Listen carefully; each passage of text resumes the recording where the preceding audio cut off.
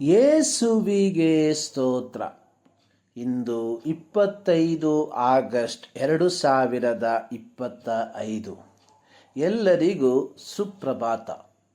ಈ ದಿನದ ಧ್ಯಾನ ಭಾಗ ಪೌಲನು ಕೊಲೊಸ್ಸೆಯವರಿಗೆ ಬರೆದ ಪತ್ರಿಕೆ 3ನೇ ಅಧ್ಯಾಯ 9 ಮತ್ತು 10ನೇ ವಾಕ್ಯ.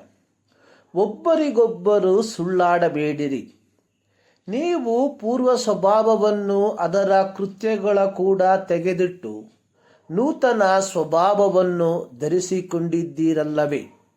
ಈ ಸ್ವಭಾವವು ಅದನ್ನು ಸೃಷ್ಟಿಸಿದಾತನ ಹೋಲಿಕೆಯ ಮೇರೆಗೆ ದಿನೇ ದಿನೇ ನೂತನವಾಗುತ್ತಾ ಪೂರ್ಣ ಜ್ಞಾನವನ್ನು ಉಂಟು ಮಾಡುತ್ತದೆ.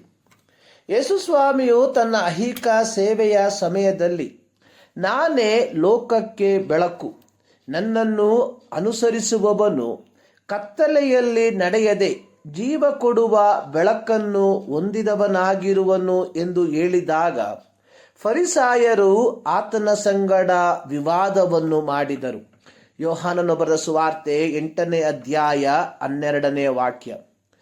ಫರಿಸಾಯರು ಯೇಸುವಿನ ಬೋಧನೆಗೆ ಕಿವಿಗೊಡದೆ ಇರುವುದಕ್ಕೆ ಕಾರಣ ಇದೇ. ಯೋಹಾನನು ಬರೆದ ಸುವಾರ್ತೆ 8ನೇ ಅಧ್ಯಾಯದ 44ನೇ ವಾಕ್ಯದಲ್ಲಿ ಯೇಸು ಸ್ವಾಮಿ ಹೇಳಿರುವಂಥದ್ದು, ಸೈತಾನನು ನಿಮ್ಮ ತಂದೆ, ನೀವು ಆ ತಂದೆಯಿಂದ ಹುಟ್ಟಿದವರಾಗಿದ್ದು ನಿಮ್ಮ ತಂದೆಯ ದುರಿಚ್ಛೆಗಳನ್ನೇ ನಡೆಸಬೇಕೆಂದಿದ್ದೀರಿ. ಅವನು ಆದಿಯಿಂದಲೂ ಕೊಲೆಗಾರನಾಗಿದ್ದು ಸತ್ಯದಲ್ಲಿ ನಿಲ್ಲಲಿಲ್ಲ, ಅವನಲ್ಲಿ ಸತ್ಯವು ಇಲ್ಲವೇ ಇಲ್ಲ. ಅವನು ಸುಳ್ಳಾಡುವಾಗ ಸ್ವಭಾವಾನುಸಾರವಾಗಿ ಆಡುತ್ತಾನೆ. ಅವನು ಸುಳ್ಳುಗಾರನು, ಸುಳ್ಳಿಗೆ ಮೂಲ ಪುರುಷನು ಆಗಿದ್ದಾನೆ. ಸುಳ್ಳಾಡುವ ಪ್ರತಿ ಕ್ರೈಸ್ತನು ಸೈತಾನನನ್ನು ಅನುಕರಿಸುವವನಾಗಿದ್ದಾನೆ. ಪೌಲನು ಕೊಲೊಸ್ಸೆ ಸಭೆಯ ವಿಶುದ್ಧರಿಗೆ ಹೇಳುತ್ತಿರುವಂಥದ್ದು, ನೀವು ನಿಮ್ಮ ಭೂಸಂಬಂಧವಾದ ಸ್ವಭಾವವನ್ನು ತೆಗೆದಿಟ್ಟು ನೂತನ ಸ್ವಭಾವವನ್ನು ಧರಿಸಿಕೊಳ್ಳಿರಿ. ಇಲ್ಲಿ ಪೂರ್ವ ಸ್ವಭಾವಕ್ಕೂ ಮತ್ತು ನೂತನ ಸ್ವಭಾವಕ್ಕೂ ನಡುವೆ ಒಂದು ಕಂದಕವನ್ನು, ಅಂದರೆ ಆಳವಾದ ಬಿರುಕನ್ನು ಕಾಣಬಹುದು.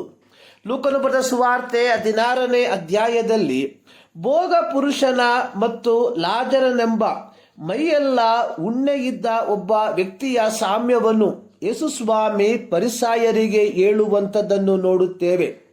ಲಾಜರನು ಸತ್ತಾಗ ದೇವದೂತರು ಅವನನ್ನು ತೆಗೆದುಕೊಂಡು ಹೋಗಿ ಅಬ್ರಹಾಮನ ಎದೆಗೆ ಒರಗಿಸಿದರು. ಭೋಗ ಪುರುಷನು ಸತ್ತಾಗ ಅವನು ಪಾತಾಳದಲ್ಲಿ ಯಾತನೆ ಪಡುವ ಸ್ಥಳಕ್ಕೆ ಹೋದನು. ಭೋಗ ಪುರುಷನು ಯಾತನೆ ಪಡುತ್ತಿರುವಲ್ಲಿ ಅಬ್ರಹಾಮನ ಎದೆಗೆ ಒರಗಿ ಕುಳಿತುಕೊಂಡಿದ್ದ ಲಾಜರನನ್ನು ನೋಡಿ ಅಬ್ರಹಾಮನಿಗೆ, ತಂದೆಯೇ, ದಯವಿಟ್ಟು ಲಾಜರನನ್ನು ಕಳುಹಿಸು, ಅವನು ತನ್ನ ತುದಿ ಬೆರಳನ್ನು ನೀರಿನಲ್ಲಿ ಅದ್ದಿ ನನ್ನ ನಾಲಿಗೆಯನ್ನು ತಣ್ಣಗೆ ಮಾಡಲಿ. ಆಗ ಅಬ್ರಹಾಮನು ಭೋಗ ಪುರುಷನಿಗೆ ಹೇಳಿದ್ದು, ನಮಗೂ ನಿಮಗೂ ನಡುವೆ ದೊಡ್ಡ ಡೊಂಗರವಿದೆ.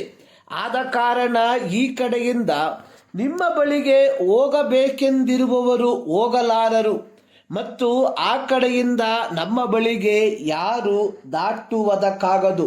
ರಕ್ಷಣೆಯನ್ನು ಹೊಂದಿಕೊಳ್ಳುವುದು ಅಂದರೆ ನೂತನ ಸ್ವಭಾವವನ್ನು ಹೊಂದಿಕೊಳ್ಳುವುದು, ಪೂರ್ವ ಸ್ವಭಾವವನ್ನು ಇಟ್ಟುಕೊಳ್ಳುವುದು ಎಂಬುದಾಗಿ ಅಲ್ಲ. 2 ಕೊರಿಂಥ 5:17 ಪೌಲನು ಹೇಳಿರುವಂಥದ್ದು, ಯಾವನಾದರೂ ಕ್ರಿಸ್ತನಲ್ಲಿದ್ದರೆ ಅವನು ನೂತನ ಸೃಷ್ಟಿಯಾದನು, ಇಗೋ ಪೂರ್ವಸ್ಥಿತಿ ಹೋಗಿ ಎಲ್ಲ ನೂತನವಾಯಿತು. ಅಬ್ರಹಾಮನು ಭೋಗ ಪುರುಷನಿಗೆ ಹೇಳಿದ ರೀತಿಯಲ್ಲಿ ನಮ್ಮ ಪೂರ್ವ ಸ್ವಭಾವಕ್ಕೂ ನೂತನ ಸ್ವಭಾವಕ್ಕೂ ನಡುವೆ ದೊಡ್ಡ ಡೊಂಗುರವಿರಬೇಕು. ರಕ್ಷಣೆಯನ್ನು ಹೊಂದಿದ್ದೇವೆ ಎಂದು ಹೇಳಿಕೊಳ್ಳುತ್ತಿರುವ ನಾವುಗಳು ನಮ್ಮ ದೈನಂದಿನ ಜೀವಿತದಲ್ಲಿ ಕರ್ತನ ಚಿತ್ತದ ವಿಷಯವಾದ ತಿಳುವಳಿಕೆಯಿಂದ ತುಂಬಿದವರಾಗಿರಬೇಕು.